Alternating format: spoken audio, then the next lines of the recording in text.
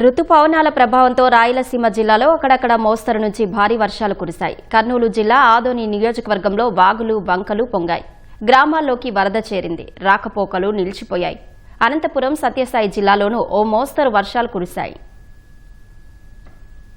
రుతుపవనాల రాకతో రాయలసీమ జిల్లాల్లో వర్షాలు పడుతున్నాయి. కర్నూలు జిల్లా ఆదోని రెవెన్యూ డివిజన్ పరిధిలో భారీ వర్షం కురిసింది. కొసగిలో అత్యధికంగా 10 సెంటీమీటర్ల వర్షపాతం నమోదైంది. హోలగుంద, పెద్దకడబూరు, మంత్రాలయం, ఎమిగనూరు, కౌతాలం, గోనిగండ్లలో వర్షాలకు వాగులు, వంకలు పొంగిపొర్లాయి. హంద్రీవాగు పొంగి పత్తికొండ, ఆదోని ప్రధాన రహదారిలో వాహనాల రాకపోకలకు తీవ్ర అంతరాయం కలిగింది. ఆదోని మండలం బసాపురంలో మేకవంక ఉధృతికి గ్రామంలోకి నీరు చేరింది.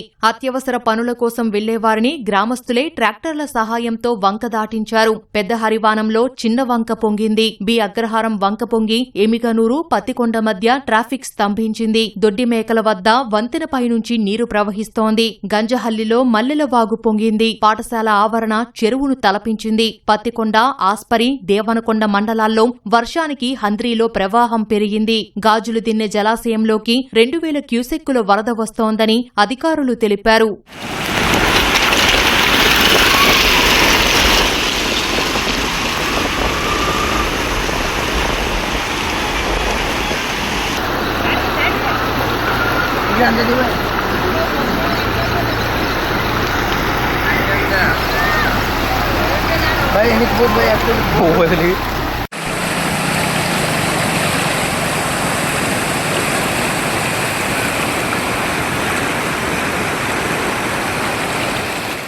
ఆదోనిలో ఉరుములు, మెరుపులతో కూడిన భారీ వర్షంతో లోతట్టు ప్రాంతాలు జలమయమయ్యాయి. ప్రధాన రహదారులపైకి వరద చేరింది. లంగర్బావి వీధి, municipal main road, Srinivas Bhavan ప్రాంతాల్లో మోకాల లోతు నీటితో రోడ్లు, చెరువులను తలపించాయి. ఆలూరులో కురిసిన వర్షాలకు వాగులు పొంగాయి. కల్లివంక ఉధృతికి ఆలూరు, గుంతకల్లు వెళ్లే రహదారిలో వాహనాలు నిలిచాయి.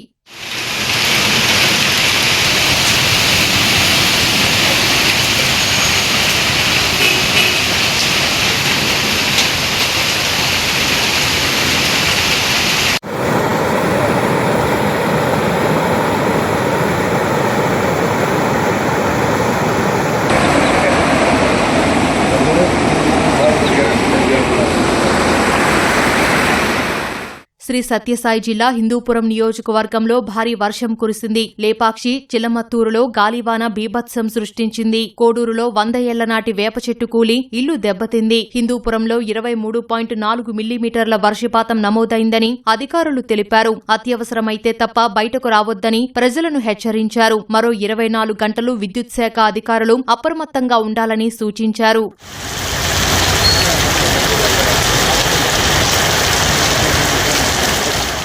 అనంతపురం జిల్లా ఉరవకొండ నియోజకవర్గంలో భారీ వర్షం లోతట్టు ప్రాంతాలను ముంచింది. కూడేరు మండలంలో చీనీ తోటలోకి వర్షపు నీరు చేరింది. అనేక గ్రామాల్లో విద్యుత్ సరఫరా నిలిచింది. విడపనకల్లు, ఉరవకొండ, వజ్రకరూరులో భారీ వర్షం కురిసినట్లు అధికారులు తెలిపారు.